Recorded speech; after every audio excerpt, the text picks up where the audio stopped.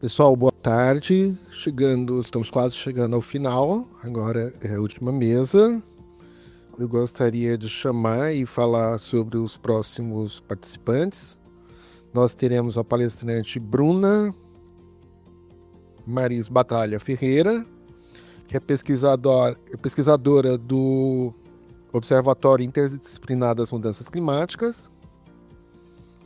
E o Luan Werneck Costa, graduando em Relações Internacionais pela UERJ e pesquisador também do Observatório Interdisciplinar das Mudanças Climáticas. Então, gente, boa tarde. Eu sei que vocês estão aí num longo dia, né? Um evento muito maravilhoso, evento temático, assim, eu acho que é bom demais, mas eu sei que é muito cansativo, mas vou tentar aqui, não pretendo demorar muito, mas queria trazer aqui, fiz um esforço de trazer aqui algumas questões, né? Alguns diagnósticos para vocês. Como foi anunciado, já sou Bruna Battaglia, sou pesquisadora do Observatório, tenho a formação toda no direito, mas aí agora eu fui botar um pezinho na sociologia, lá no IESP. Então vamos lá. Quando a gente pensa em emergência climática, aqui eu vou retomar um pouquinho, então perdoem se eu talvez fique repetitivo, se vocês já passaram, mas acho que é importante para poder fazer conduzir, né, a argumentação. Na verdade, antes, quem aqui nasceu fora da cidade do Rio de Janeiro? Olha só. Tem muito a ver com isso, né? Eu vou falar do internacional, mas... Deu tempo, professora. É muita gente, assim, é uma característica muito atual, realmente, dos nossos tempos, né? Tanto dentro mesmo dos nossos países, mas quanto fora, assim, seja para trabalho, seja por questões voluntárias ou forçadas, né? Ou por se sentir obrigado, as pessoas têm migrado muito, os fluxos são muito intensos. E isso a gente vê uma pequena amostra aqui, isso, né? Assim, não é da cidade, mas se eu perguntar aqui não vai ser do estado, e acho que pelo menos alguém aqui também não é do país. Então, para reforçar que quando a gente fala de emergência climática, eu acho que tem dois pontos que são muito importantes a gente ter em mente. E é meio trivial, mas acho que importa dizer. Então, a ideia do aumento de emissões de gases do efeito estufa. Claro, isso é o óbvio que a gente sabe. Então, tem um fator que é esse aumento. Nos últimos centenas de anos, vamos colocar aí 200, aumentou bastante o número de gases, de emissões de gases de efeito estufa na atmosfera. Então, isso é um dado. Mas ele não é só.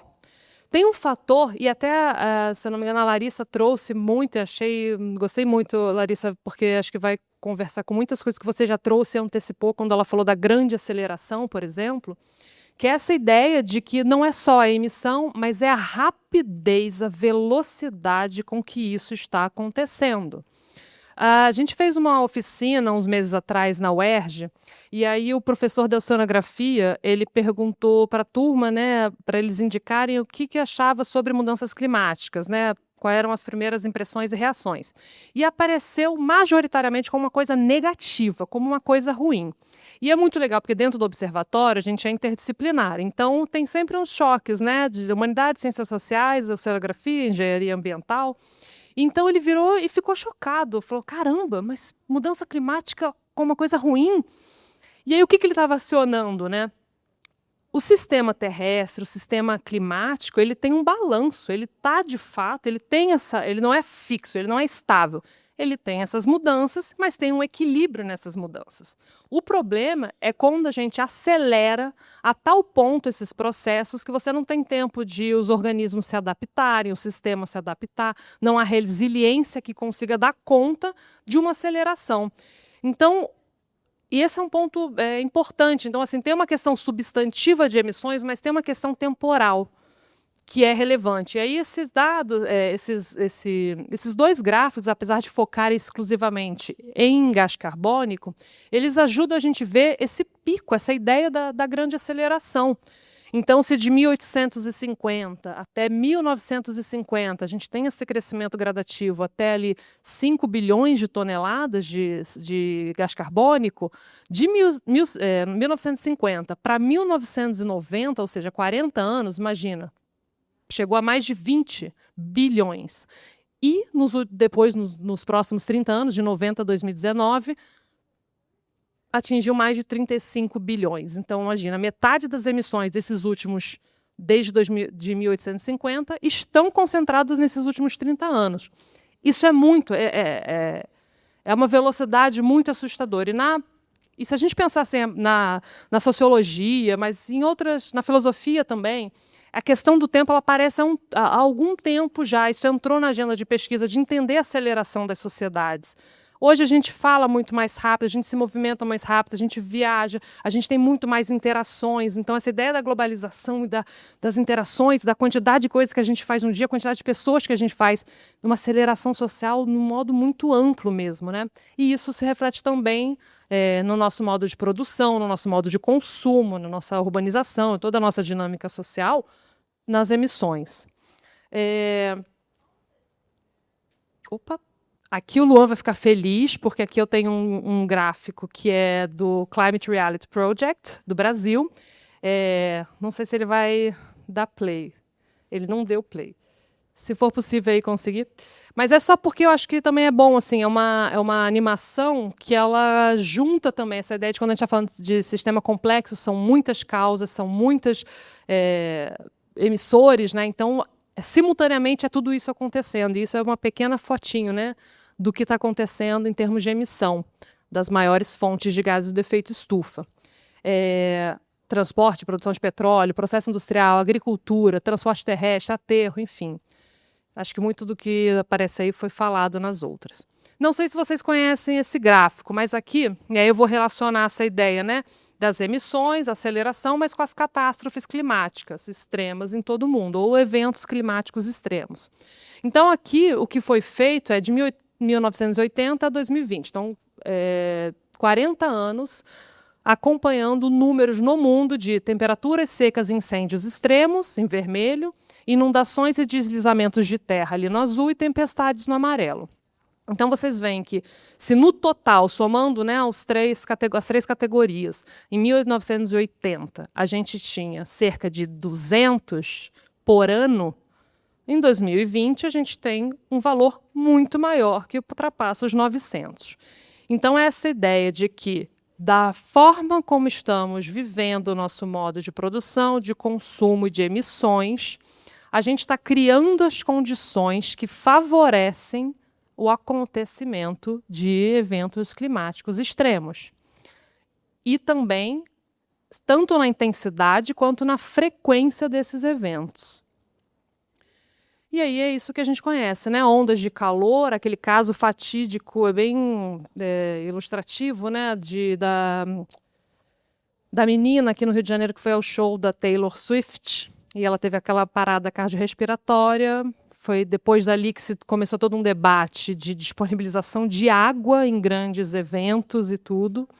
Então, foi bem no âmbito de um debate de ondas de calor, e que também estão acontecendo com mais frequência e mais intensidade.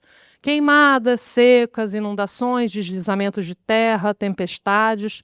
Só trazendo aqui umas imagens e lembrando, né, gente, seres vivos, gente, animais, plantas e meio material, né, que está todo mundo interligado e sofrendo essas consequências. Então, pensando nessa questão dos impactos da emergência, pensando nos eventos climáticos extremos e os efeitos sobre as pessoas, agora o Rubens vai ficar feliz, porque eu trouxe aqui um gráfico do LabMundo, que mostra justamente o impacto das mudanças, né, a participação de indivíduos atingidos por secas, enchentes e tempestades extremas no total da população. Então, essa relação, né? Quanto mais escuro o verde, mais indivíduos estão sendo atingidos dentro da população. E ali o período é de 1990 a 2009. Então, veja que a gente consegue, olhando para o mapa, identificar quais as zonas estão sofrendo mais os impactos. E aqui é um recorte puramente de países. Mas a gente pode lembrar, né, se a gente for descendo ao nível de grupos e indivíduos, questões de raça, classe, gênero, idade, tanto de países quanto de regiões, tem diferenças muito graves, né, de impacto e na qualidade de atores também, né? Não necessariamente quem atua como um grande causador de emissão é quem está sofrendo principalmente os grandes efeitos. Impactos da emergência, então, na América do Sul e Central. Queria trazer um pouco essa ideia da região para pensar justamente essas questões das fronteiras quando eu chegar propriamente na questão da mobilidade. Então, no relatório da Organização Mundial de Meteorologia sobre o estado do clima na América Latina e no Caribe, esses são 2 relatórios recentes que eu manuseei, então já foi apontado, é o ano mais quente registrado na região, secas, ondas de calor, chuvas e inundações prejudicam o desenvolvimento econômico da região, elevação do nível do mar, e aqui foi falado amplamente, né, nas mesas anteriores, ameaça às áreas costeiras e recuo de geleiras se acelera. Região da América Latina e Caribe está atrasada em fornecer serviços meteorológicos e climáticos e estratégias integradas de clima e saúde estão progredindo. Então, aqui ele traz alguns diagnósticos, tem muito mais, tudo disponível, né, online. E aí, eu só trouxe 3 exemplos assim, para a gente ter uma dimensão enquanto região. E aí escolho especificamente o Haiti pelo histórico, né, que a gente já teve de uma grande migração desde 2010 para cá. Teve um terremoto muito violento, muito duro no Haiti. Isso provocou a saída de muitos haitianos. E um dos locais de deslocamento, de migração deles, foi justamente o Brasil. E é isso, né? O relatório aponta que o Haiti está sofrendo com insegurança alimentar aguda, tanto de problemas do seu próprio contexto, mas combinado com a mudança climática. As enchentes também prejudicam muitas pessoas, muitas perdas de setores agrícolas e de pecuária em vários municípios. Então, se a gente pensar em termos de região, central e sul, né, por conta da proximidade, das que têm fronteira diretamente, mas as que estão próximas, o que acontece lá pode nos afetar também, assim como o que acontece aqui pode afetar os países no entorno. A Argentina, mesma coisa, condições de seca, né, experimentadas muito brutais na primavera ali de 2024, então afetou a produção toda agrícola, né, falta de chuvas, enfim. Foi um período muito crítico para a Argentina nesse 2023, 2024. Aumento do nível do mar. Você sabe que quando eu via vocês falando de Tuvalu, eu fiquei lembrando, que eu não sei se é uma coisa da geração, mas que o problema era que Veneza ia desaparecer. E se falava muito assim, Veneza lá na Itália, gôndolas, né, aquela coisa toda romântica, aquele ar maravilhoso e tal, mas assim, vai sumir Veneza, vai ficar debaixo do mar. E eu só escutei, assim, durante toda a adolescência, só Veneza ia sucumbir, né? Hoje, pelo menos, a gente sabe que não é só Veneza e que o risco são muitos outros, inclusive próximos a gente, né? Da gente. Então, claro, tem o caso de Tuvalu, mas tem esse caso também de Guiná, que é ali na costa ali do Panamá. Então, é um arquipélago imenso de ilhas, imagina. Sobe um pouco da água, né, suficiente para você afetar diretamente toda a população. Isso é muito sério, né? Vocês estavam falando do multilateralismo, eventualmente, né, crise, se é outro momento, se a gente está entrando em outra fase aí do mundo, né, de novidades, outras teorias. E fiquei pensando, bom, no caso de Tuvalu, eles estão já lutando pelo direito de existir enquanto Estado-nação sem um território, que, para uma teoria clássica do direito, você rompeu um elemento fundamental, né, que é o território. Então, é o Estado digital, eles vão ter que morar, eles já fizeram todo um acordo com a Austrália, se não me engano, para justamente, diante da possibilidade, né, do território desaparecer, submergir, eles poderem se deslocar, mas mantendo a soberania e todas as questões relacionadas ao Estado-nação. Então, assim, eu acho que, eu estava pensando isso ontem, assim, isso é uma novidade, né? Enquanto pensar para Estado-nação. Eu não sei se chega a ser já um Estado pós-moderno, mas quando a gente está no meio do furacão, a gente não consegue, acho que, captar, né, para onde que a gente está indo, mas as coisas estão mudando. Depois, lá na frente, talvez quem puder olhar para trás daqui um tempo, vai olhar e falar, caramba, que realmente a gente teve mudanças, talvez, será que ainda era moderna? Será que agora, de fato, a gente mudou, né? Está na era contemporânea, porque a gente não para de falar moderna, mas a gente está aí ainda nela, para o José Maurício Domingues, meu orientador, ficar muito feliz que eu estou falando da modernidade, mas é verdade. Aqui alguns dados também em termos de América Latina e Caribe, né? Então, enchentes, deslizamentos, secas, incêndios florestais. Isso tudo foi registrado de 2023. Então, 67 episódios notificados. Quantitativamente até parece pouco. E aí, em crescida são as enchentes, né? Tormentas, as tempestades, sequias secas, deslizamentos de terra e incêndios florestais. A afetação de 909 pessoas morreram, perderam as suas vidas por conta desses episódios, e 11 milhões de pessoas foram afetadas. Então, o número é muito grande. De vítimas mortais, sem dúvida, né? Sempre será uma só é suficiente para ser crítico, mas afetadas 11 milhões. E ali eles trazem os dados econômicos, que é mais de 21 milhões de dólares em danos econômicos, que é um outro problema também. Inclusive, fazendo só um paralelo com alguém que perguntou uma questão dos municípios, eu estava hoje de manhã na audiência pública aqui na Câmara dos Vereadores do Rio, e eles estavam justamente fazendo uma audiência para discutir emergência climática. E aí um promotor, ele questionou por que até hoje o município não tinha regulamentado o fundo climático que foi criado em 2011 por lei, né? E é um fundo que é justamente para você lidar com perdas e danos, com capacitação, com adaptação, tem diversas, né? Tem que olhar na lei direitinho, mas... E desde 2011 está lá.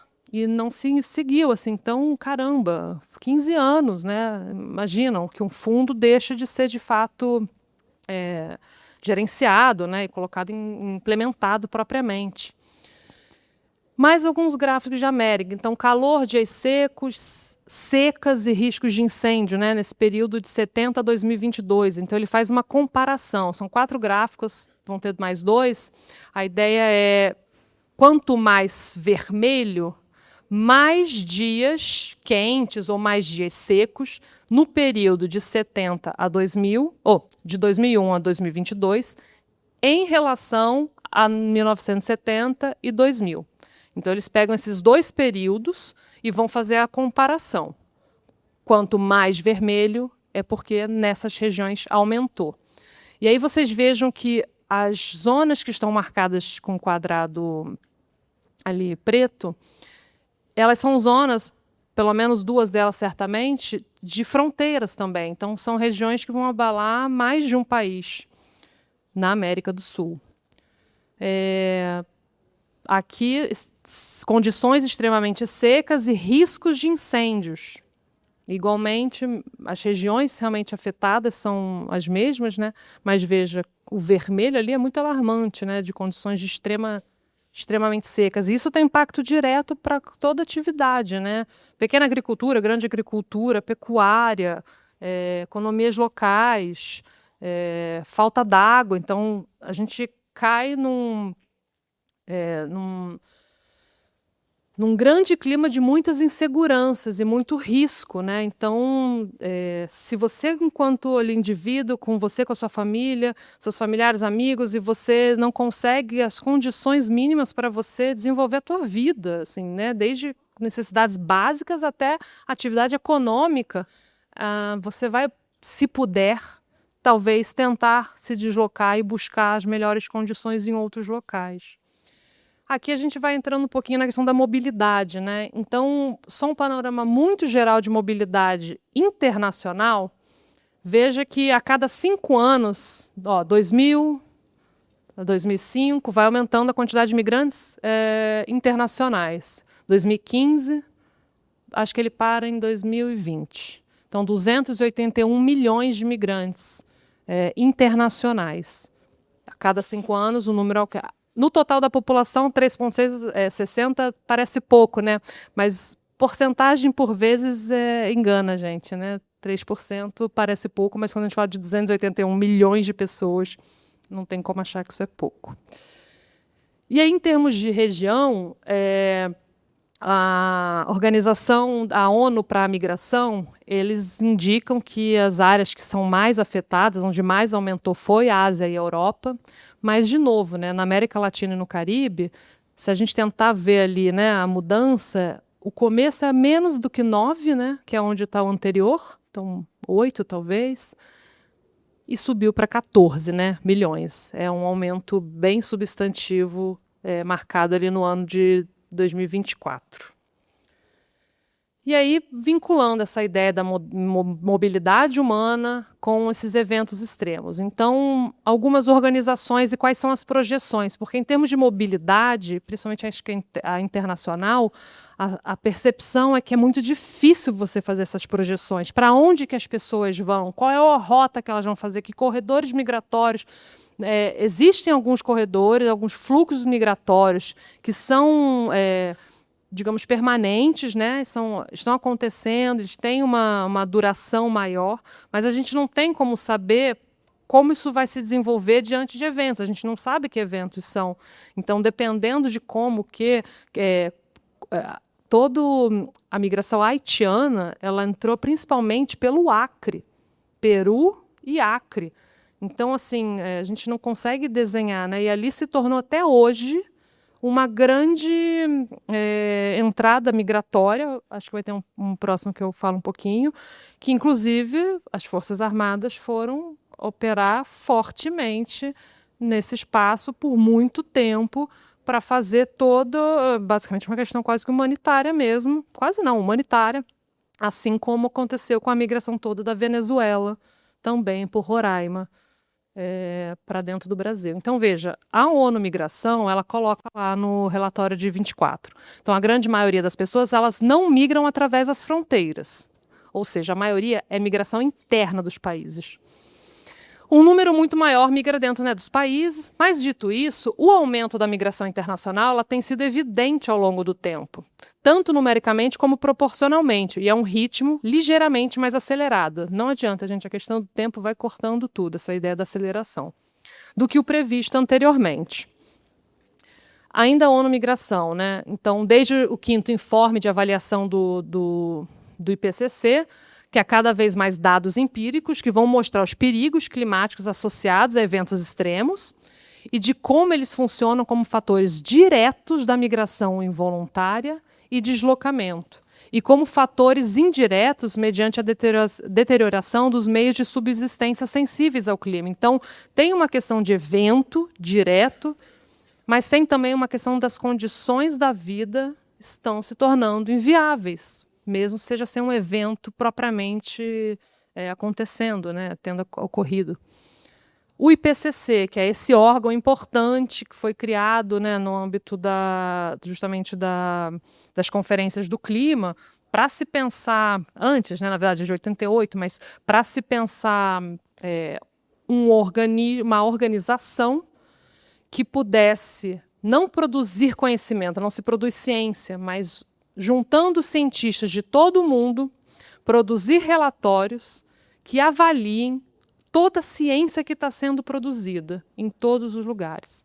Então, a gente tem gente lá na ponta produzindo pesquisa empírica com manguezais no mundo inteiro, eles conseguem captar essas pesquisas e, a partir daquilo, fazer um relatório, um balanço de tudo que está sendo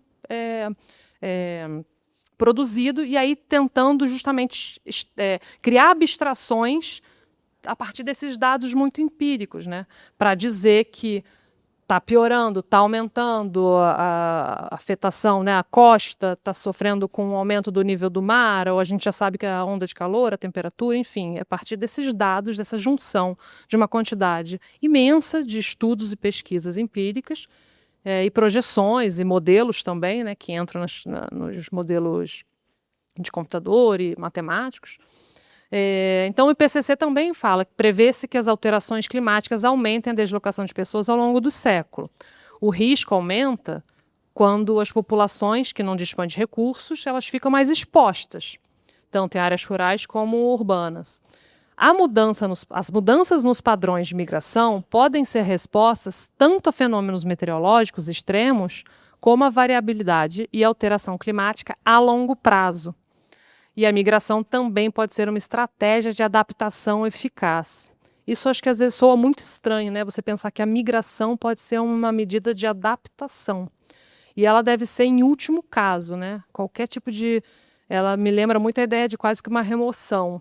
A gente sair da onde a gente está, do nosso laço, dos nossos laços, da nossa casa, da nossa rede, assim, é sempre muito brutal.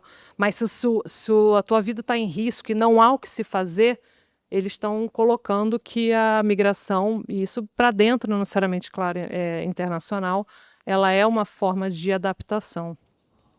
E aí, por fim, o Banco Mundial também, né? Mudança nos padrões migratórios. Então, estão identificando esse agravamento e que as mudanças têm o potencial de aumentar também os movimentos transfronteiriços forçados, apesar de que internamente ela é muito maior de fato. Mais um IPCC, mas basicamente dizendo a mesma coisa, né? Nos casos que ocorrem na verdade, esse é bem importante para a gente da América Latina, que é... Então, embora o deslocamento ocorra principalmente dentro das fronteiras, podem existir os transfronteiriços, né? E nesses casos eles vão ocorrer principalmente entre os países que dividem suas fronteiras. Então, por isso um pouco eu tentei trazer a ideia de pensar a América Latina, América Sul e Central, porque é muito provável que sejam essas as fronteiras que sejam cruzadas no caso de eventos, né, extremos. Então, eventos climáticos extremos, insegurança alimentar, econômica, hídrica, energética, ambiental. A violência, a perseguição política e o conflito armado, talvez não diretamente, mas também podem propiciar condições, disputas de terra, você tem uma diminuição de recursos de forma geral, né? Então, isso pode sim acarretar essas outras formas, violência, perseguição e conflito. E aí isso induz, né, a busca por melhores condições de vida, de trabalho, condições, segurança hídrica, alimentar. E aí volto, né, justamente isso, diante dessas situações em que a vida pode se tornar muito inviável, as pessoas vão migrar internamente ou internacionalmente. Vou passar esse aqui, vou passar para esse daqui. Então, em termos de Brasil, o relatório da Organização da ONU Migração de 2024 ele diz que os principais fluxos, né, para o Brasil têm sido Venezuela, Portugal, Japão, Paraguai e Bolívia. Aqui eu tinha comentado um pouco, né, essa coisa da Assis Brasil, ali no Acre, né, se tornou um corredor migratório via Peru. E vejam, as pessoas que entraram aqui foram entrevistadas, mais de 500 pessoas, e identificou-se que 94% eram venezuelanos, 30% colombianos, 1% cubanos e 2% outras, que inclui haitianos, equatorianos, peruanos e paraguaios, entrando por essa fronteira, né, por Assis Brasil. E aí você tem todo um trabalho de recepcionar, interiorizar, dar assistência, um grande fluxo de pessoas. A gente está falando de um caso principalmente ligado a mudanças climáticas, não dá para você negar. O que está se tornando, vai ficando mais claro, né, inclusive nos tratados, nos acordos, na interpretação das cortes, é que não dá para você devolver, não dá para você negar. A pessoa está saindo de um risco de vida, de melhores condições. Então, também para a gente pensar o quanto isso... Há muitos anos atrás eu escutei alguém falar, não, porque os Estados-nação estão em declínio. Eu falei, meu Deus, será? E é isso, acho que a gente está num furacão, eu acho que tem algumas mudanças, não dá para falar que não está, ele está aí, desde 2020 para cá, talvez, a gente inclusive teve um fortalecimento muito, muito forte, né? A pandemia da Covid, ela colocou muito em xeque toda a globalização, de certa forma, que era o quê? Eu vou produzir algum material, microchips. Hoje todo eletrônico, tudo que a gente tem eletrônico tem que ter microchip. Então, se é mais barato eu produzir lá na Ásia, eu vou produzir lá, eu trago para cá, produzo meus equipamentos. E aí, quando você teve uma crise como a da Covid, que foi uma coisa realmente muito única, assim, a produção ela foi redirecionada, ficou para os países que tinham, tanto internamente, né, mas faltou, por exemplo, chips para a produção de carros nos Estados Unidos, assim. Então, o que antes era uma cadeia global de fornecimento, né, de produção, que você conseguia os melhores valores de matéria-prima de trabalhadores pelo mundo, se tornou uma vulnerabilidade, porque num caso de fechamento de fronteiras, de parar comércio, como foi com a Covid, eu não consigo produzir internamente.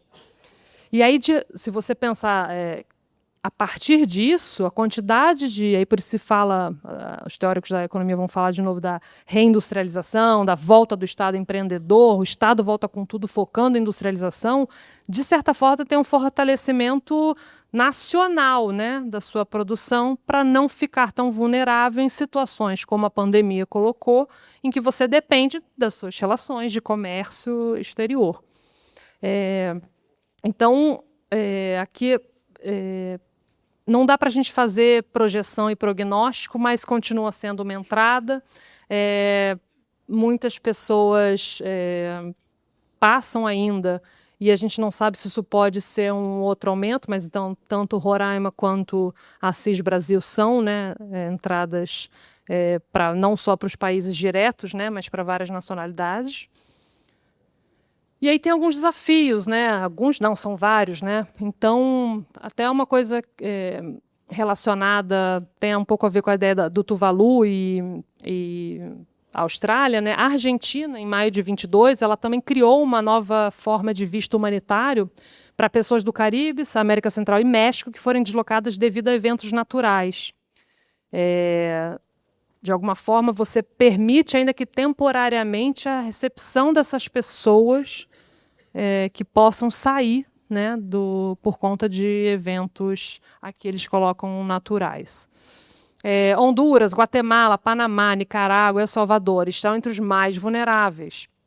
El Salvador, Nicarágua e Guatemala.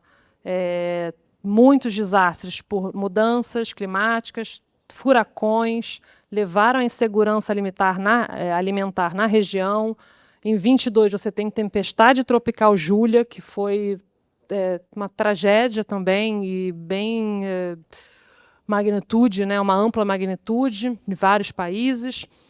Guatemala, né, foi a que foi mais afetada em termos de deslocamentos por conta da tempestade tropical, que já tinha sido afetada pelos outros furacões, então imagina que condições, né, de vida possíveis. Peru, recuo das geleiras, né, seca, ciclones, inundações. Então, foi declarado estado de emergência. Peru está aqui do nosso lado. Equador, os efeitos dos fatores ambientais intensificarão tanto a migração interna quanto a internacional, aponta esse relatório. Brasil, né, aqui eles apontam a Rio Grande do Sul, né, que ficou como um marco desse deslocamentos também por conta de inundações. Colômbia, também, chuvas, inundações, mais de 281 mil deslocamentos causados por desastres. Então, assim, é só a ideia. Muita coisa está acontecendo, muitos eventos e deslocamentos estão acontecendo, os países já estão tendo que lidar. E, assim, a gente falou muito aqui da questão da adaptação, que é uma das formas, né, o caminho que se tem para enfrentar, para se adequar e se tornar mais resiliente.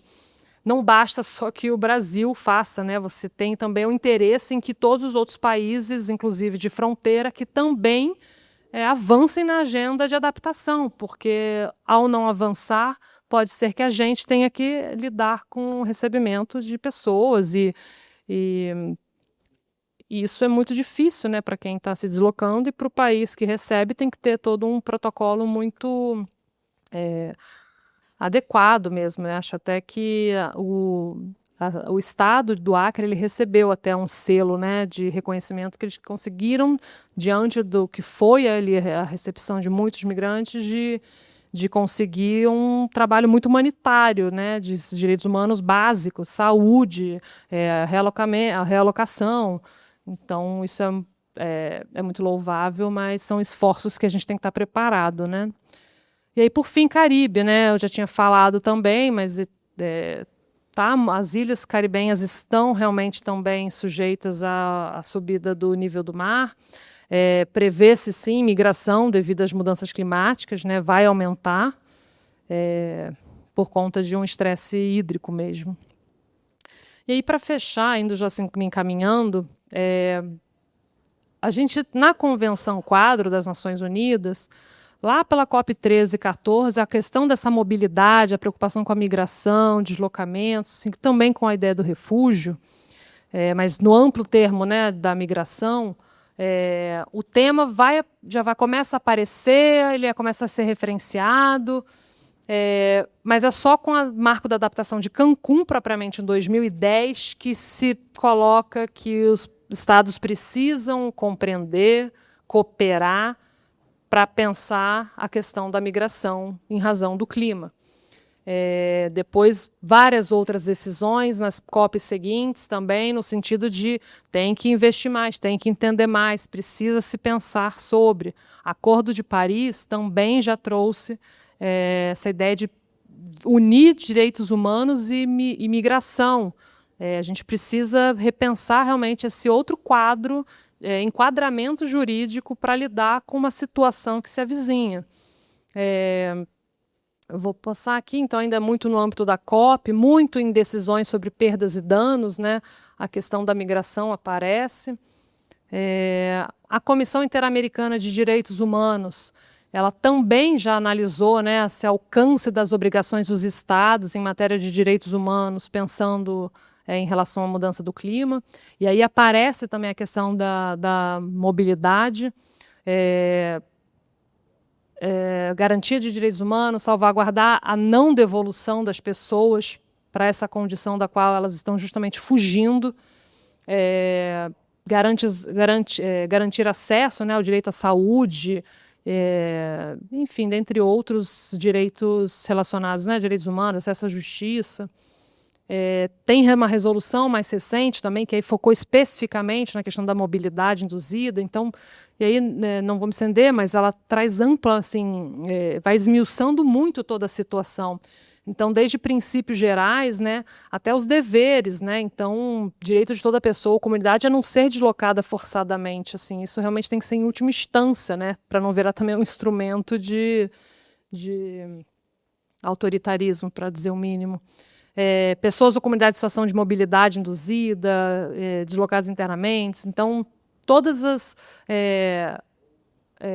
deveres do Estado relacionados à mobilidade humana.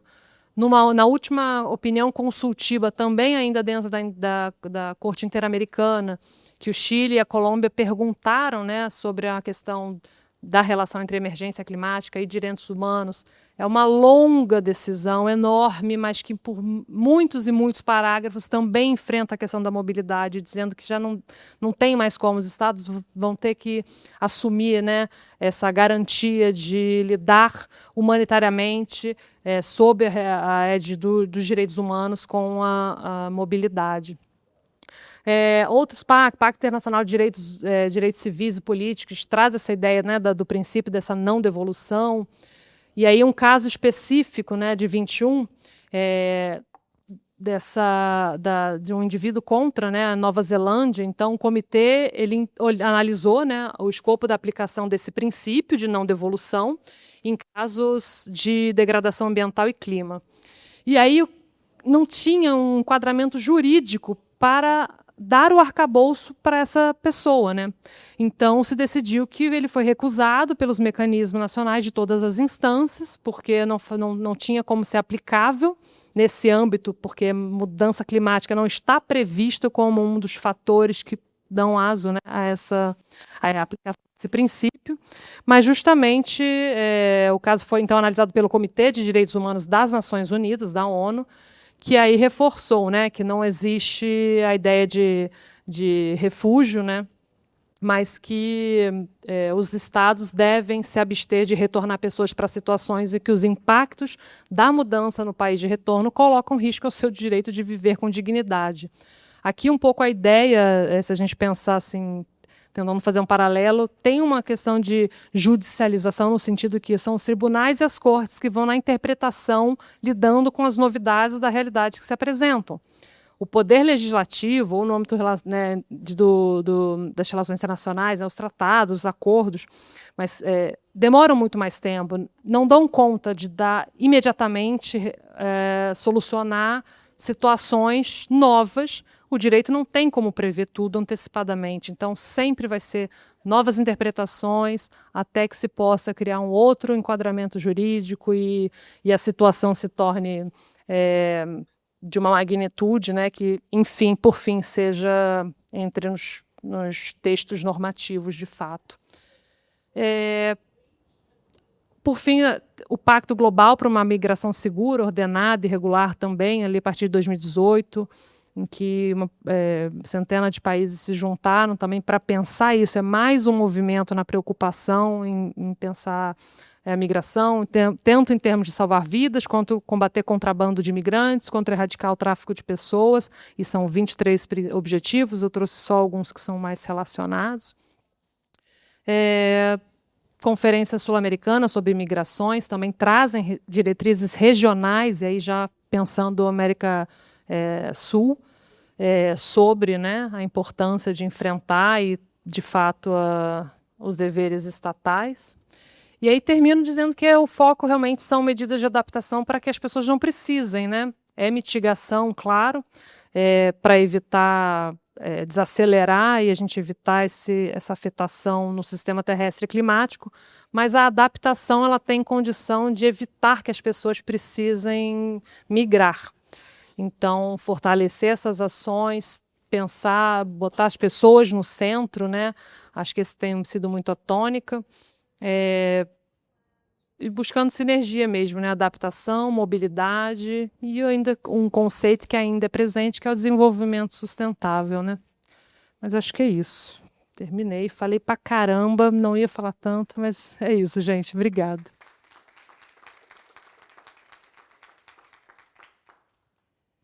Gente, boa tarde. Estão me ouvindo bem? Tudo certinho? Meu nome é Lua Werneck e eu vou ser debatedor nessa mesa com a Bruna. Eu sou graduando em Relações Internacionais pela UERJ, pesquisador no Observatório Interdisciplinar de Mudanças Climáticas e analista de projetos no Climate Reality Brasil e no Centro Brasil no Clima. E, antes de tudo, eu queria parabenizar a Bruna pela fala, agradecer ao professor Rubens Duarte pelo convite e ao pessoal da SM, do AIMC e do Lab Mundo pela organização do evento. E eu creio que o meu papel aqui como debatedor acho que instigar esse debate, complementar um pouco a fala da Bruna e trazer algumas reflexões sobre essa questão da mobilidade, né, ou melhor, do deslocamento climático. E eu achei muito interessante a fala da Bruna, que eu acho que ela se complementa muito com o que eu tinha pensado em conversar com vocês, que seria justamente sobre deslocamentos internos. Que a Bruna, durante a fala dela, trouxe, né, essa questão do conceito de emergência climática, do aumento dos gases de efeito estufa, quais são os principais emissores, com os impactos de eventos climáticos extremos, principalmente na América do Sul e no Caribe.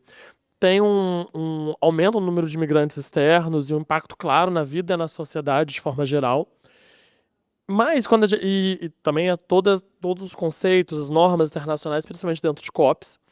Mas acho também importante a gente trazer um pouco dessa questão dos deslocados internos, principalmente que hoje em dia eles são o maior número, se a gente for comparar com deslocados externos. E dentro do Brasil isso é muito evidente. Ela trouxe um número agora no final, que no Brasil em 2022 a gente teve 700 mil deslocados internos por conta de inundações. E eu acho importante também a gente definir o que é o deslocado climático. O deslocado climático, né, é essa pessoa que teve que sair de sua residência, de sua casa, do seu local de moradia, por conta das mudanças climáticas de forma geral, mas por dois motivos que podem ser diferentes. Ou por conta de eventos climáticos extremos, então secas, enchentes, inundações, outros tipos de desastres considerados naturais, ou pessoas que tiveram de deixar sua localidade por conta de alterações climáticas lentas, mas que foram tão profundas, talvez na fauna, na flora, no seu próprio modo de existência, que elas tiveram que sair de lá e buscar um novo ambiente para poder viver. Então, por exemplo, se a gente pensa povos ribeirinhos que passaram séculos vivendo a partir de um rio que agora secou e não vai voltar, eles vão ter que se deslocar, vão ter que ir para outra cidade, para outro estado. Povos vazanteiros, que eu não sei se vocês conhecem, são povos tradicionais que mudam sua localidade de acordo com a cheia e a seca do rio. Quando não tem mais o rio lá, também tem que se deslocar. E a gente vê isso em diversos locais no Brasil, principalmente com povos tradicionais. Mas o destaque que eu vou dar agora são para esses eventos climáticos extremos, principalmente de enchentes e inundações e deslizamentos de forma geral, que eu considero o principal desastre climático, né? O principal evento climático extremo que a gente vive no Brasil, que tem um grande número de impactados e mesmo assim a gente não reconhece como sendo uma consequência que a gente já vive no Brasil das mudanças climáticas. Tem uma pesquisa muito interessante feita pelo pessoal do CIESP, que é o Centro Internacional de Estudos sobre Infância e Adolescência da PUC-Rio, que eles entrevistaram crianças e adolescentes do Brasil todo para entender o que eles entendiam como crise climática. E dentre, acho que 15 itens que eles elencaram, o que aparecia por último era deslizamento, enchente e inundação. O que aparecia primeiro era urso polar, o segundo era... Urso polar até hoje, né? Crianças e adolescentes de hoje em dia. O segundo, surpreendentemente, que fez muito sentido, eram incêndios florestais, que eu achei bem interessante. Mas uma coisa que é tão presente na vivência do brasileiro, que são as inundações, as enchentes, não poder sair de casa porque a rua encheu, alagou. Conhecer alguém que teve a casa, que perdeu a casa em uma enchente, porque o rio subiu, porque caiu terra, estava por último. E eu acho que se relaciona muito a essa nossa incapacidade de conseguir entender que esse desastre que é dito natural, que a gente cresce entendendo como sendo algo que ocorre, é agravado, né? É acelerado por conta das mudanças climáticas. Isso gera também dois tipos de deslocados que eu acho interessante a gente considerar. O primeiro que é o deslocado climático temporário. Então, se a gente pensa, eu vou usar muito de exemplo a tragédia de Petrópolis de 2022, que eu acho que ela é muito marcante porque ela é muito localizada temporalmente. E por Petrópolis ser uma cidade extremamente elitizada também, ganhou muita atenção. Então a gente tem o deslocado climático temporário. Então a pessoa que teve sua casa completamente alagada, suja, demorou 4 semanas para poder limpar e mais 2 meses para conseguir alvará para poder morar lá. Então essa pessoa vai ficar deslocada por um tempo determinado, por uma temporalidade específica. E o deslocado climático permanente. Tem gente que perdeu a casa na tragédia de Petrópolis que nunca mais vai poder voltar, porque aquele espaço não é mais apto para moradia. E como é que a gente faz política pública pensando essas duas pessoas que são tão diferentes entre si, mas sofreram o mesmo impacto climático? E por conta disso eu queria trazer alguns números, né, alguns dados, eu acho, para a gente refletir sobre essa temática, né? E trazendo esses dois desastres que eu acho que são mais recentes, tanto o Rio Grande do Sul quanto de Petrópolis. Pensando primeiro em Petrópolis, a gente teve esse desastre em 2022. Petrópolis sempre sofreu com enchentes, na realidade, né? E é até engraçado que eu estava lendo isso antes, que a gente tem dados desde 1885 de enchentes em Petrópolis. Eu acho que se bobear é a cidade mais antiga do Brasil que a gente tem dado disso. Mas eram sempre dados, tipo, uma pessoa morreu de 10 anos, 20 anos, e a gente vê um aumento disso. A gente teve a tragédia de 88, que foram mais de 50 mortos. Depois a gente já pulou para 20 anos depois, 2010, que teve mais de 150 mortos, se não me engano. E por fim a gente teve, com 10 anos de diferença, 2022 com 241 pessoas vítimas. E a gente vê isso aumentando, que no ano seguinte a gente já teve novamente uma grande enchente, novamente Petrópolis, 2023, 2024, com o número de mortes aumentando a cada ano, gerando também uma ansiedade climática muito forte nas pessoas, porque eu acho que a gente tem esse hábito de... O norte global, a Europa tem esse hábito de usar eco-ansiedade, né, para falar sobre esse medo do futuro, só que eu acho que no caso do brasileiro é o medo do presente. Porque quando a gente vai para Petrópolis, a gente vê uma população que quando começa a escurecer o céu já fica com medo de sair de casa, já fica com medo de pegar ônibus, já fica com medo de estar dentro do carro e perder o carro. Então eu acho que a gente também tem que localizar essa eco-ansiedade no contexto, na realidade brasileira. E a gente tem o caso do Rio Grande do Sul, que eu acho que é o maior desastre climático da história do Brasil, né? 600 mil deslocados em um período de tempo curtíssimo. Tô tentando ver o que eu peguei aqui, só um segundo. Foi num período curtíssimo. E em ambos os casos, eu acho que um dado que é muito interessante da gente analisar também é que 2/3 dos impactados eram mulheres. Uma coisa muito interessante quando a gente pensa também nessa questão da interseccionalidade. E Indo pro fim da minha fala, que eu acho que ainda mais que agora é fim do dia já, tá todo mundo cansado, todo mundo animado pro coquetel do Rubens, e a gente quer também debater, eu acho que eu queria reforçar isso sobre a importância da gente entender desastre natural no Brasil como uma consequência direta da mudança climática que é agravada, pensar e começar a pensar a adaptação. A gente teve essas duas regiões, né, a cidade de Petrópolis e o estado do Rio Grande do Sul, que sofreram esses desastres gigantescos. Petrópolis recebeu um investimento de 37 milhões de reais para responder esse desastre de parceria público-privada, investimento da União, investimentos privados de pessoas físicas por meio de doação via Pix. O Rio Grande do Sul recebeu investimentos de 13,7 bilhões de reais no mesmo estilo. E aí a gente pergunta, qual adaptação foi realizada nessas cidades? A gente teve Petrópolis sendo reconstruída da mesma forma que era antes. Não teve, até onde se sabe, nenhum plano de adaptação, de escoamento de água para evitar novos desastres, tanto que eles aconteceram em 2023, 2024 e 2025. A gente teve Rio Grande do Sul, a Letícia pode até contribuir nisso, que ela é da região. As pessoas que eu tive contato de Porto Alegre falam que a cidade foi reconstruída a mesma, parece que não mudou quase nada dentro de uma cidade para outra, com um investimento de 13,7 bilhões de reais. E por que a gente não consegue ter esse entendimento local, né, eu acho que subnacional, da importância de adaptação? Em primeiro lugar, eu acho que essa incapacidade de entender que isso é uma consequência das mudanças climáticas e de ter uma cooperação entre União, Estado e municípios. A gente tem uma União, um governo federal muito preocupado com a pauta climática, né? A gente teve a instituição do Ministério do Meio Ambiente e das Mudanças Climáticas, sobre a chefia da ministra Marina Silva, uma Secretaria Nacional de Mudanças Climáticas, quem estava à frente, né? Era a secretária Ana Toni, que hoje é CEO da COP30. E eles desenvolveram um plano nacional de mudanças climáticas muito interessante, que era dividido em dois eixos, né? O plano adaptação e plano mitigação, que foi uma reação deles muito interessante também, de colocar a adaptação no mesmo pé de igualdade de mitigação, que é uma coisa que dentro das COPs, principalmente países do norte global, discordam, acham que o foco tem que ser antes mitigação para depois pensar a adaptação, que é uma coisa bem interessante, principalmente que o sul global já tem que lidar muito com essa adaptação e com as perdas e danos. E mesmo eles fazendo um grande plano de adaptação, a gente ainda tem essa dificuldade, né, de pegar isso que está sendo proposto no federal, a nível nacional, e levar para o município que já está sofrendo as mudanças climáticas, e levar para o estado. E eu acho que aí a gente chega na parte que está sendo debatida ainda está sendo proposta, não foi operacionalizada, que é a proposição de um federalismo climático.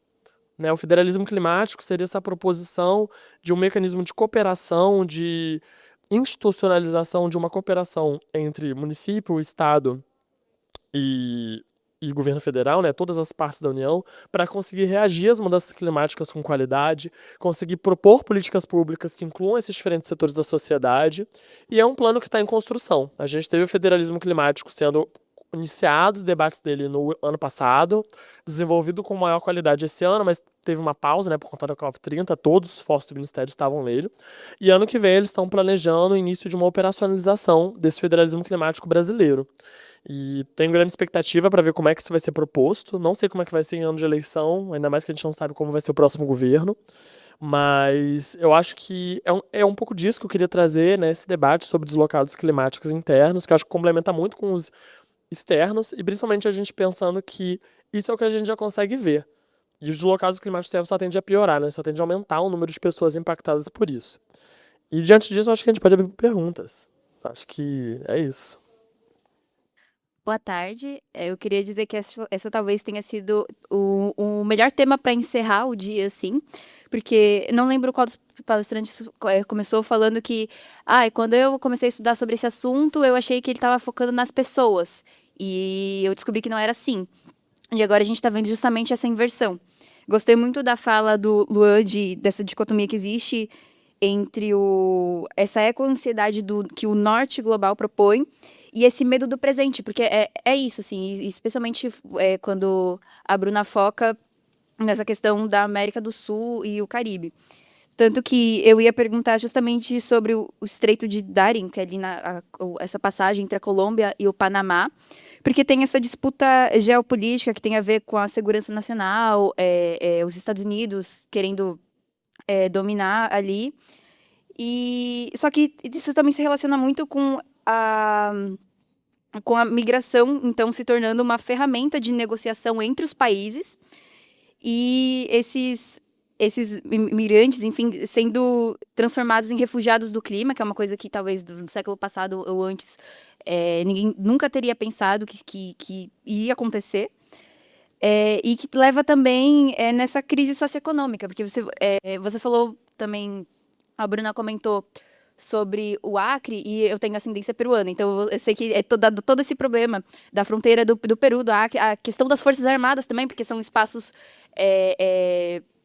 que às vezes somente as Forças Armadas conseguem chegar e dar qualquer tipo de auxílio, assim, até mesmo também a questão dos venezuelanos. E como eu ia perguntar também essa questão de como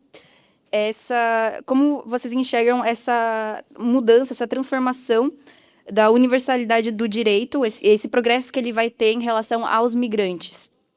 E sobre o que o Lua falou, queria que ele discorresse um pouquinho mais sobre esse federalismo climático, porque eu achei muito interessante também. Boa tarde, Bruna, Luan. Me chamo Douglas, graduando de Geografia da UERJ. Eu gostaria de perguntar, agora focando um pouco mais no escopo da defesa das Forças Armadas e do que a gente poderia lidar e pensar a respeito da atuação futura nas Forças Armadas, né? No cenário de emergência climática, nos próximos 30, 40 anos, talvez, a gente tem visto muitos problemas no Sul, né? Teve a Operação Taquari 1, a Operação Taquari 2 agora, em julho, se eu não me engano, né, desse ano.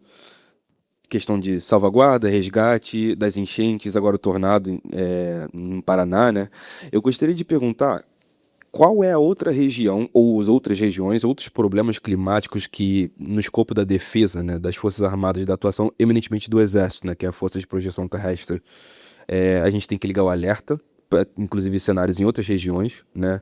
Talvez uma deficiência possível que a gente tenha que sanar no âmbito da Força Terrestre para poder estar em atuação nessa outra região, talvez Nordeste e tal. E também no escopo de múltiplas ações e múltiplos problemas conjuntos, né? Porque nós ainda bem, né, não vivemos esse cenário, mas a gente sabe que isso é possível. De talvez um desastre no Sul e no Nordeste ao mesmo tempo. Talvez uma seca agravante na Amazônia e uma chuva muito intensa no interior paulista. E foi até falado mais cedo sobre esse cenário, né? O que a gente tem que ligar o alerta a respeito da defesa, né? Da atuação do Exército, como ele tem sido usado, né? Para poder salvaguardar as pessoas, né? E também no escopo da mobilidade humana. Obrigado pela oportunidade. Acho que vocês me dão mais material para pensar do que conseguir responder, gente, mas vamos lá. Eu acho que em relação ali à transformação, né, do direito, dessa universalização, não, de certa forma não tem nada novo no front, para fazer uma piada horrorosa, pensando a partir do direito, de que o que eu comentava um pouco antes, o direito, normatividades, elas não vão prever tudo o que acontece ou acontecerá na nossa vida, na vida social.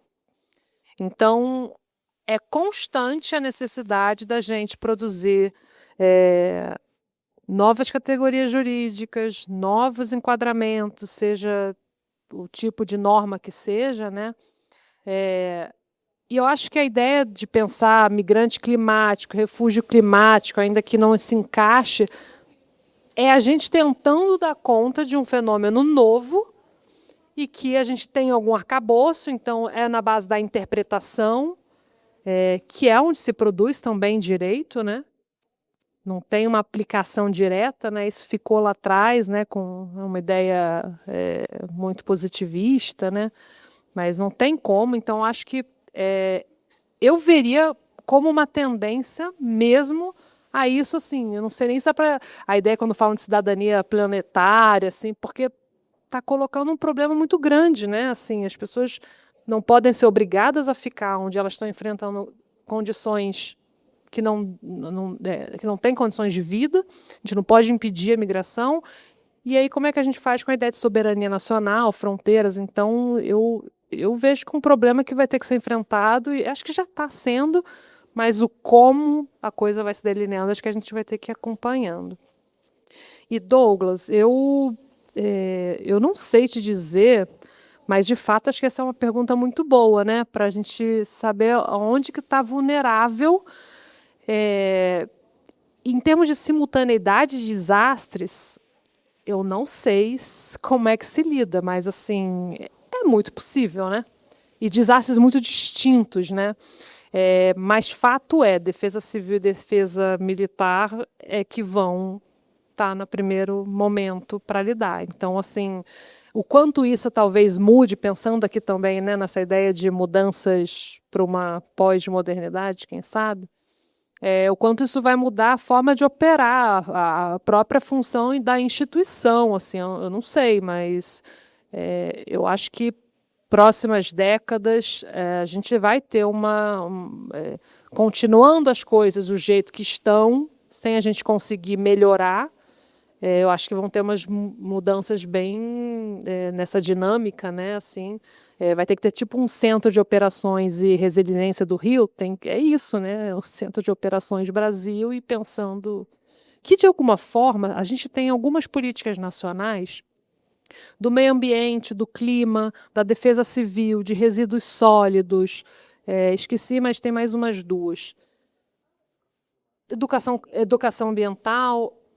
Tudo isso tem que ser pensado mecanismos justamente dessa inter-relação, porque quando a gente traz a questão do clima, as coisas estão totalmente relacionadas. Larissa acho que falava também das convenções, né? Então, você teve uma convenção para o clima, uma convenção para a biodiversidade, uma convenção para a desertificação, e agora eles estão pensando essa energia das conversões, porque está tudo ligado. Uma coisa ajuda a outra, uma coisa piora a outra. Então, enfim, acho que essa noção de caixinhas, disciplinas, isso não estou interdisciplinar, transdisciplinar, multilateral. Eu acho que é essa ideia de a fronteira mantém, mas ela é outra dinâmica. Assim, estou pensando alto aqui só com vocês, na verdade. Vamos lá. Eu vou responder as perguntas da parte que eu acho que eu tenho mais capacidade de domínio para responder, porque essa parte do direito vai ficar com a Bruna, e é isso, eu sou de relações internacionais, não sou do direito. Mas acho que respondendo primeiro a Melissa, eu achei muito interessante seu comentário sobre como que migração vira instrumento de barganha dentro das COPs, porque é verdade. Tanto que a gente vê isso muito dentro do debate de adaptação e perdas e danos. Porque quando a gente pensa em adaptação e perdas e danos, a primeira coisa que o pessoal vem à mente é o norte global não quer enviar dinheiro para o sul global. Só que também tem a questão de migrantes, que é uma coisa que entra. A Bruna trouxe isso, que desde antes do Acordo de Paris já estavam debatendo migração como uma consequência, como algo a ser debatido dentro de adaptação climática e depois perdas e danos, que hoje são as duas, eu considero 3 principais eixos de COP, que é mitigação, adaptação e perdas e danos. Então, é muito utilizado isso como barganha, principalmente por países que hoje têm governos obstrucionistas que estão dentro da COP tentando obstruir, principalmente europeus e norte-americanos. Você pediu para falar um pouco do federalismo climático, eu acho que se junta um pouquinho com a pergunta do Douglas. Primeiro, você perguntou para dissertar um pouquinho mais sobre o federalismo climático. Não tem como eu dissertar tanto sobre porque ele não foi definido. Ele é uma proposta, né, um conceito dessa cooperação com maior qualidade de políticas públicas a nível nacional com todos os entes da União, município, estado e governo federal também. Mas ele, se eu não me engano, ele se baseia em conceitos que a gente pode ver em outros países, principalmente Estados Unidos e alguns países europeus, mas ele ainda não foi operacionalizado. A gente teve, como eu disse, o governo federal brasileiro propondo o Plano Nacional de Mudanças Climáticas desses 2 eixos e iniciando um longo debate para começar a refletir sobre a proposição de um federalismo climático brasileiro. Esse ano, eles fizeram uma carta compromisso, se eu não me engano, falando que ia sair do papel o federalismo climático brasileiro. E no backstage, o que eles estão fazendo? Ou melhor, na coxia, que a Bruna me ensinou que é muito melhor essa palavra agora em vez de backstage. Na coxia, eles lançaram um edital Eles lançaram um edital para alguma organização da sociedade civil brasileira desenvolver um plano para institucionalizar, a partir de julho do ano que vem, o federalismo climático brasileiro. Então está sendo feita uma parceria por meio de organismos de desenvolvimento organismos de cooperação para o desenvolvimento internacional, que algum think tank brasileiro possa ganhar essa grant, né, esse dinheiro, para poder realizar todo esse desenvolvimento em parceria com o Ministério do Meio Ambiente e Mudança do Clima. Então, eu espero que em julho a gente tenha isso mais definido, a gente possa fazer um evento para poder falar sobre federalismo climático brasileiro. E eu acho que a resposta para o que o Douglas trouxe, né, sobre como que a gente pode pensar o impacto em outras regiões do Brasil e esses desastres múltiplos, né, esses eventos climáticos múltiplos, se relacionam com esse federalismo justamente.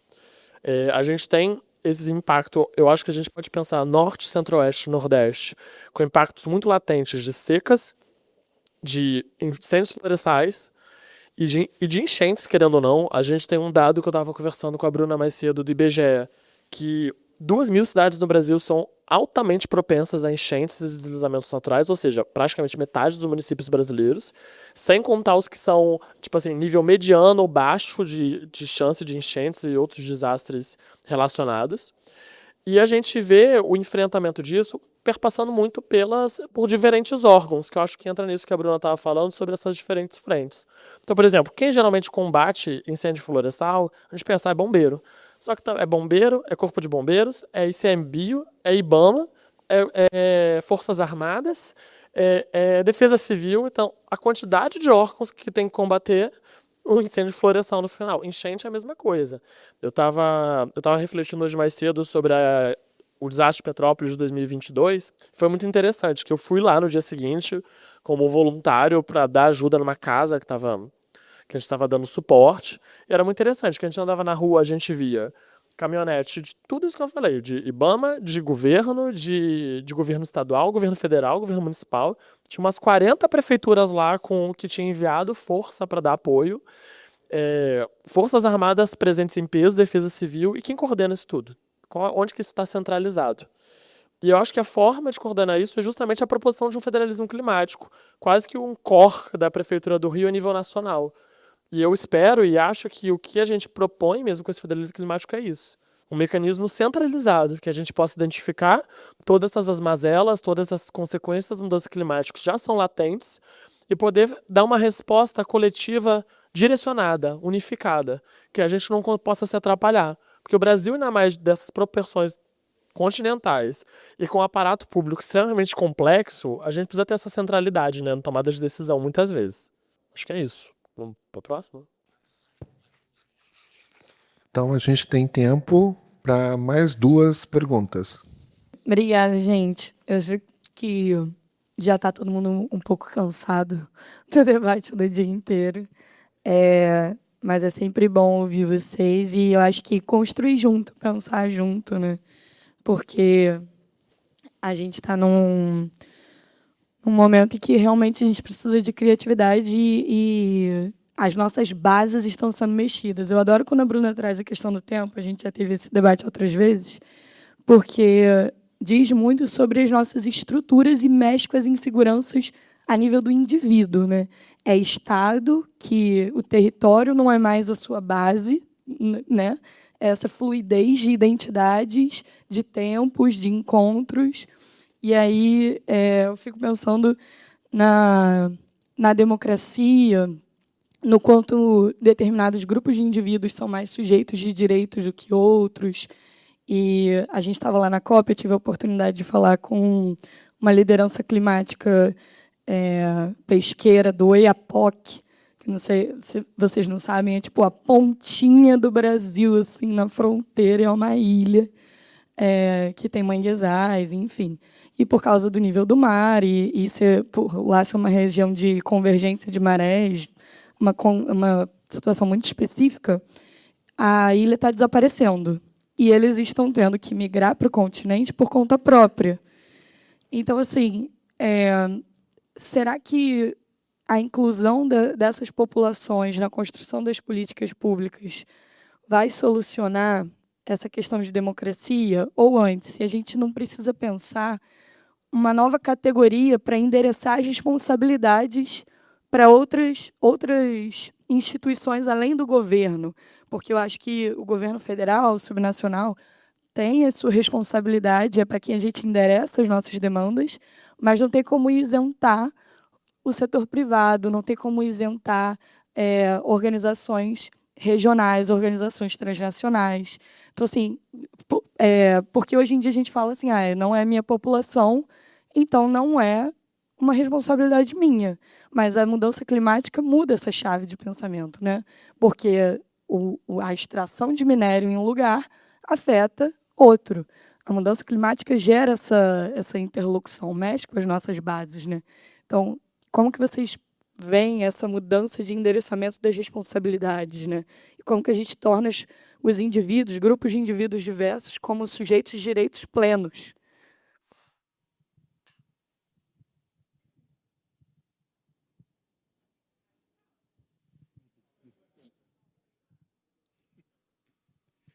Oi, gente, quase boa noite já. Eu sou Victor Cabral, faço doutorado em Relações Internacionais na PUC-Rio e eu estou há poucos meses defendendo uma tese sobre migração climática na América Latina. Então, como alguém que está prestes... Não, pelo contrário, eu tinha que estar aqui para poder ouvir algo que não seja o que eu estou escrevendo e ver o que estão pensando além de mim. Então, queria primeiro elogiar vocês com alguém que está prestes a defender a tese. Eu tenho um certo ciúmezinho do tema, então eu já estava pensando assim, será que vai ser bom? E foi bom, e eu gostei. As referências são as referências são praticamente as mesmas, os dados são muito parecidos. Eu fiquei com medo agora de eu ser acusado de plágio daqui a alguns meses pela minha orientadora. Mas eu queria saber de vocês o seguinte. Luan, você estava na COP recentemente também, né? Você respondeu agora também sobre possibilidade de migração ser colocada como um tema de negociação em relação a questões climáticas. E eu queria saber se vocês acreditam numa possibilidade, talvez a gente usar alguns dos modelos de adaptação, de deslocamento preventivo, como por exemplo no caso de Cuba, que a Bruna trouxe. E eu fiquei feliz de você ter deixado em negrito, que era justamente um deslocamento para antes do desastre acontecer, que é algo que aparece nos estudos de caso cubano e não nos dados geralmente generalizados de migração climática. Então, eu queria saber se vocês acham que esse tipo de modelo de deslocamento antecipado pode vir a aparecer em outras COPs e, no caso de provavelmente não, porque a gente não consegue nem discutir combustíveis fósseis na COP, que dirá migração, que é o assunto mais espinhoso da questão de soberania dos estados hoje, além de fronteiras, se vocês acreditam que a partir de construções jurídicas na América Latina, pela Declaração de Cartagena, ou então da África Subsaariana, da convenção que existe ali da União Africana, se a gente consegue trazer alguma proteção jurídica efetiva a essas pessoas que já se deslocam e que não são reconhecidas nem como migrantes, nem como refugiados, até porque muitas delas não vão entender que esse deslocamento passa por questões climáticas ou ambientais como um todo. É isso, obrigado. Oi, gente, Poliana, do OIMC, doutoranda do IESP. Já batemos no corredor ali. Não é nenhuma pergunta, mas assim, é mais pensando junto com vocês, como vocês falaram, assim, de construção de política pública, e me veio à memória muito, assim, a gente teve um relatório da ANA, se eu não me engano, em 2022, já com essa previsão de enchente no Rio Grande do Sul, mas também com o diagnóstico de que no Nordeste a gente também teria períodos longos de seca. E o único estado que a gente tem hoje preparado para esse tipo de incidente, pelo menos no Nordeste, é o Ceará, né? E os outros não se repetem. E aí depois me veio na memória também, eu conversando com o secretário estadual da Paraíba voltado para o clima, e ele falando assim, às vezes, quando você vai olhar mesmo para como está lá na ponta, quem está aplicando a política pública, quem está fazendo para as coisas emergenciais, para mim é muito complicado estar falando de adaptação e pensando essas políticas, porque eu estou aqui agindo no emergencial, então vem aqui uma árvore que cai, eu começo incêndio e eu tenho que atuar nisso e eu não consigo fazer esse planejamento. Eu não consigo pensar isso, mas ao mesmo tempo ele me deu uma esperança de quando ele estava falando, que era que como as cidades e os municípios e assim a Paraíba, né, eu acho que a gente tem uma perspectiva de que é um estado que tem poucos recursos e como eles estão copiando esses pequenos municípios estão copiando o estado para se pensar mesmo a criação de política pública climática. Então, é mais assim uma questão de se pensar quem está ali na ponta. Então, você tem esse planejamento federal, você tem todas essas discussões federais, mas será que a gente vai conseguir ver essa política pública sendo traduzida para ali, para aqueles pequenos municípios, para os estados que não têm recursos? É mais isso. Obrigada, gente. Ótima apresentação.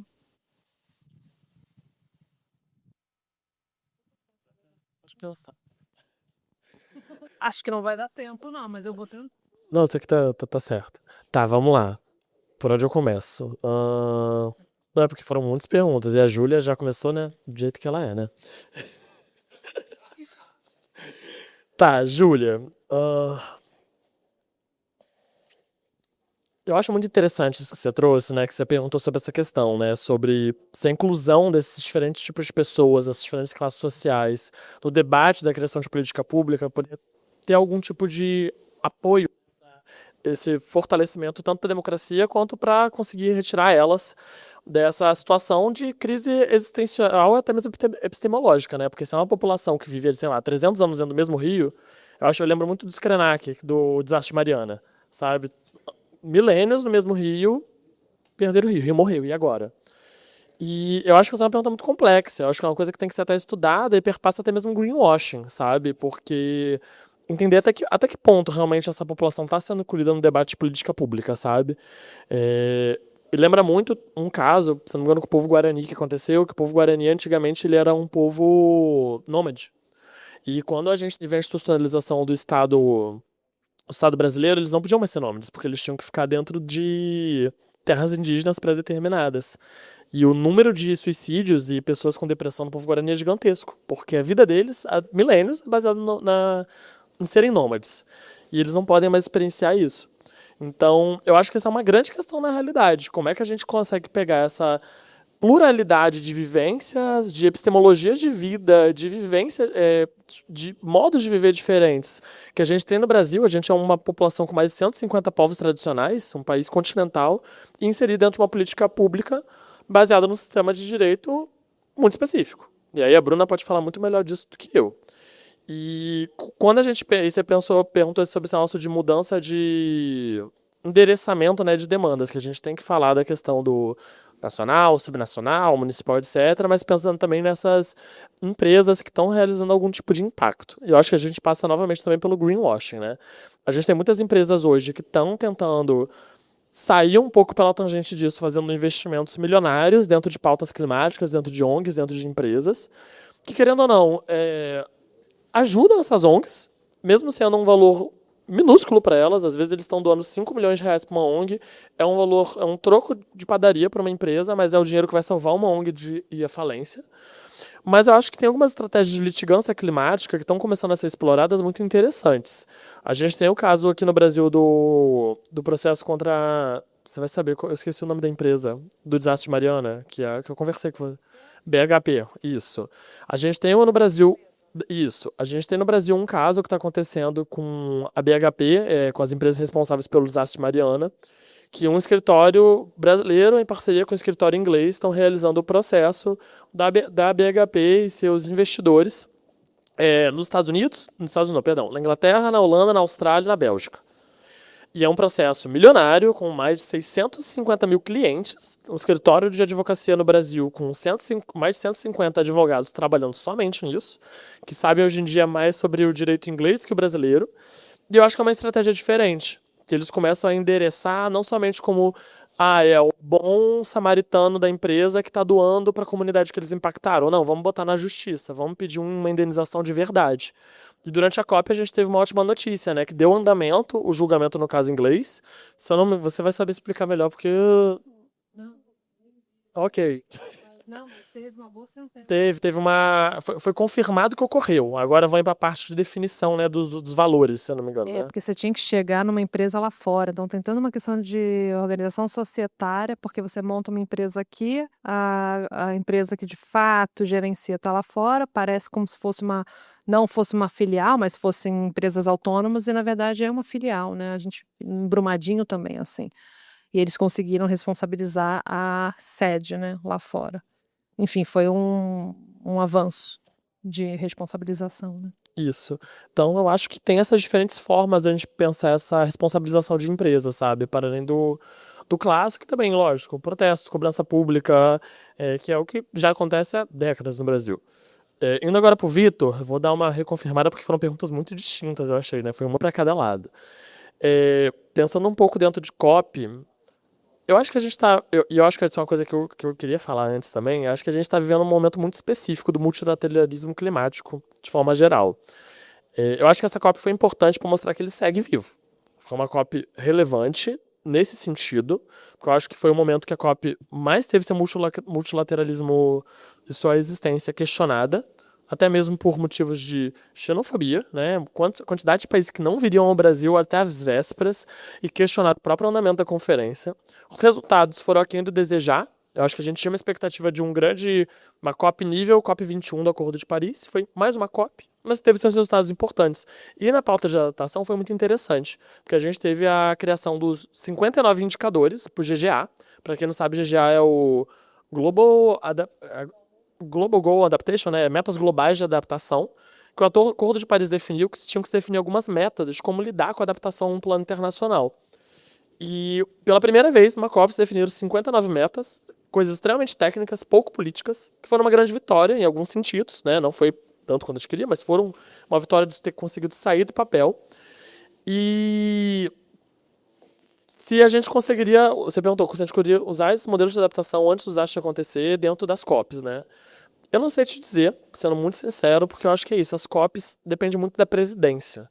A presidência da COP é uma rotatividade muito doida, né? Que o que vai ser debatido depende muito da presidência. Eu acho que o Brasil tentou pela primeira vez esse ano tentar traçar os próximos marcos das COPs para tentar ter um fluxo de pensamento, mas eu não saberia te responder isso com tanta qualidade. A gente pode conversar depois. E você perguntou sobre essa questão, se a gente conseguiria pensar sobre essa proteção jurídica a nível regional, talvez, né? Sobre União Africana, América Latina. O que me veio à cabeça não foi necessariamente os bloqueados climáticos, mas vítimas de perseguição política, que a gente tem na América Latina o Acordo de Escazú, que eu acho que é um exemplo muito interessante de um acordo super diferenciado e muito único, né, que é o Acordo de Escazú. Ele foi construído ao longo de 10 anos, dentro da CELAC, que ele propõe uma série de instrumentos jurídicos e legais de proteção a ativistas socioambientais latino-americanos, considerando que a América Latina é a região que mais mata ativistas socioambientais do mundo. Mas o que eu acho interessante dele, ele foi construído num contexto de Onda Rosa, eu acho que é importante reforçar isso. Foram 11 anos de construção, ou seja, demoradíssimo para conseguir finalizar o texto. Quando ele foi finalizado foi em 2018 e até hoje ele não entrou em vigência, porque não teve o número suficiente de países que conseguiram ratificar ele.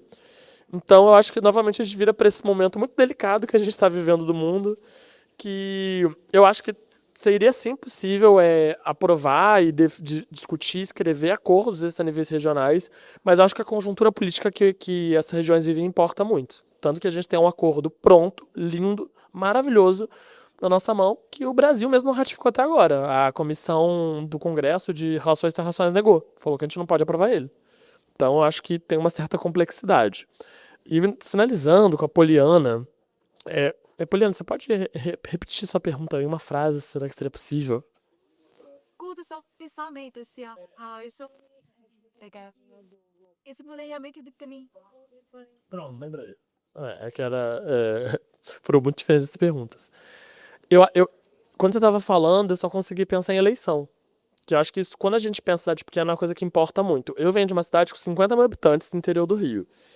E eu acho que quando a gente pensa nisso, da política pública chegar lá, tem uma grande preocupação de conseguir se reeleger, de conseguir se vender, de conseguir manter o seu grupo político no mesmo local. Porque quando a gente pensa a política pública, política nacional, a gente pensa a política partidária. Sendo que a gente que é de cidade do interior sabe que no interior não funciona dessa forma. É grupo político. E às vezes a pessoa do PT vai estar junto do PL, vai estar tudo misturado lá, porque é amigo de família, tem uma história junto e é isso que importa. E eu vejo isso na minha cidade. Obra de adaptação é uma obra que não é vista. É uma obra que é sentida. E para a eleição isso não é interessante. Lá na minha cidade a gente está realizando pela primeira vez em 100 anos uma obra de requalificação do esgoto. Maravilhoso. A cidade, desde que eu sou criança, eu via enfrentamento de enchentes, essas coisas, e assim por diante. Aí estão requalificando todo o esgoto da cidade. É uma obra invisível. E o prefeito nunca foi tão criticado. Porque a cidade está com rua fechada. Porque eles tiveram que abrir as ruas, botar esgoto novo, tirar o antigo. Vai ser uma coisa maravilhosa a longo prazo para a cidade, mas estão querendo o impeachment do prefeito. Está chegando nesse ponto. Porque para ele, e eu acho que ele foi muito corajoso de propor isso, porque a popularidade dele está praticamente negativa. Enquanto a gente pensa, por exemplo, uma cidade como Petrópolis, não sei se tem alguém aqui de Petrópolis, mas é bem interessante lá, que lá eles têm uma vivência política que o mesmo prefeito está no 5º mandato, há 20 anos. Tipo assim, ele fica revezando com o vice dele. Isso é coisa que pouca gente sabe. E se o mesmo prefeito que está há 20 anos não consegue fazer uma política pública para impedir o prosseguimento desses eventos climáticos extremos, a gente vê que tem alguma coisa estranha nesse meio. Eu acho que essa parte de política, não da política pública, mas da politics, do sistema político, entra muito, muito em vigor. Então, eu acho que é isso. Usando aqui de uma estratégia que quem está com o microfone na mão pode usar, vou tentar, com 3 comentários, passar pelas perguntas. Um primeiro é que eu acho que vai para a Júlia e talvez para o Vitor. Tem umas contradições que eu não sei se são resolúveis, não. Aí estou puxando o barbudo mesmo. Porque a gente procura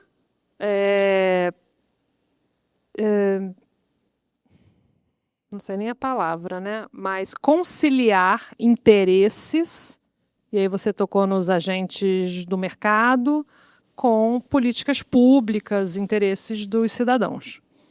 Não sei o quanto a gente consegue resolver.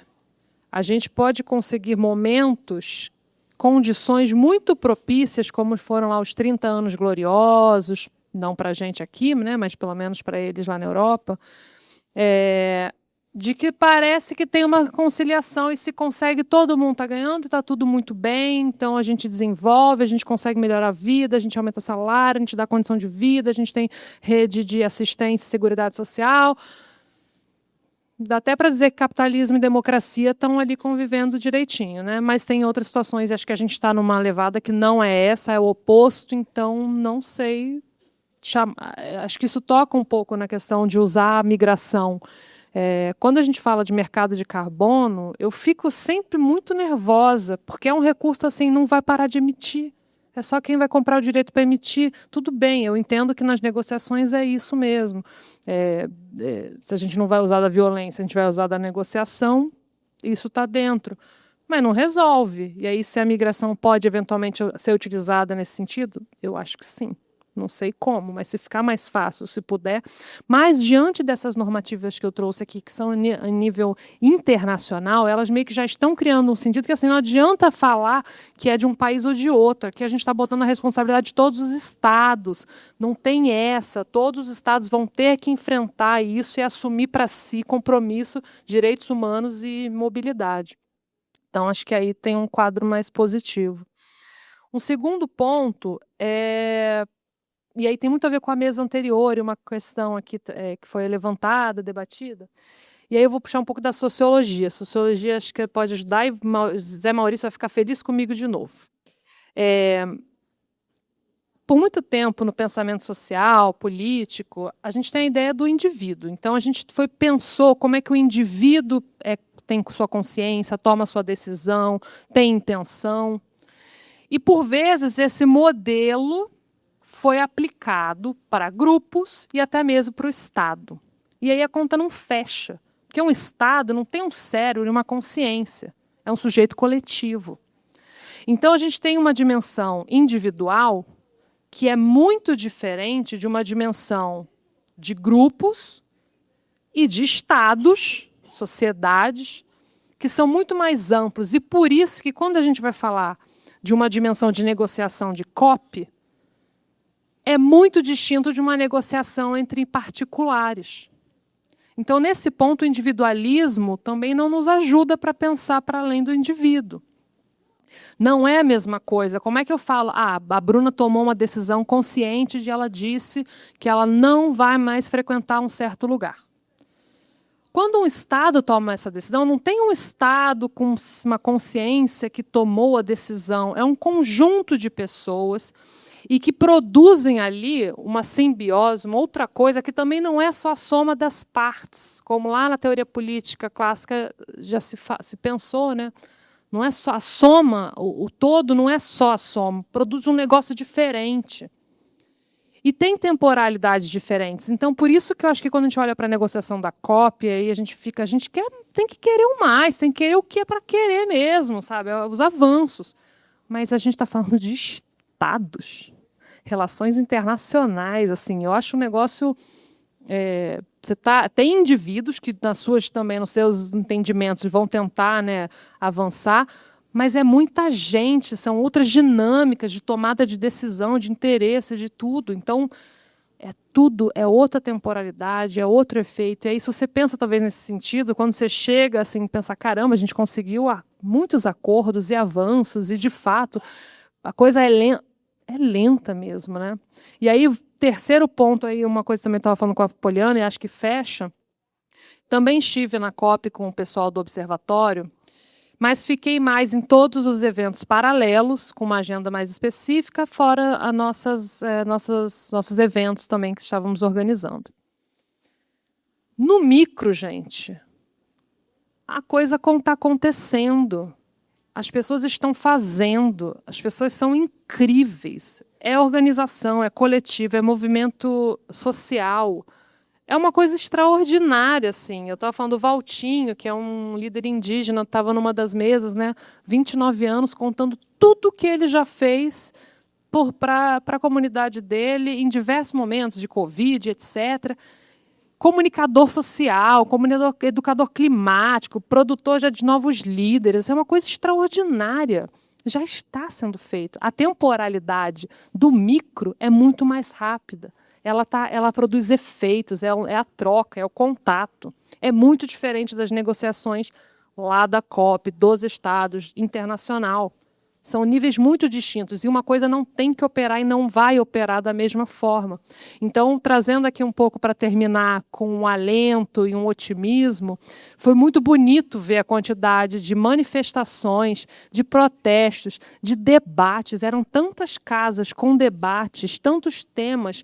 Era quase assim, pensem, um grande congresso que vai atacar todos os temas possíveis, em alguma medida, e que você pode ficar zanzando e participando e construindo e descobrindo outras ações climáticas que estão produzindo efeitos. Então, não é só um debate teórico, intelectual, era se juntar, a gente que estava se conhecendo e fazendo novos intercâmbios e novas trocas e novas parcerias. Então, assim, eu saí muito, muito feliz, porque quando a coisa pega no nível o nível mais acima de negociação, e a gente fica meio deprê, vai para o micro, gente. É no pequeno, o sentido volta, a vida volta, as coisas acontecem e a gente se fortalece para ir lá negociar e disputar a palavra vai ser essa, a palavra não vai ser essa, vamos tirar combustíveis, não vamos. Mas, enfim, acho que eu queria terminar com isso. Obrigada, está super tarde, vocês foram heróicos demais, heróicas demais, e é isso. Obrigada.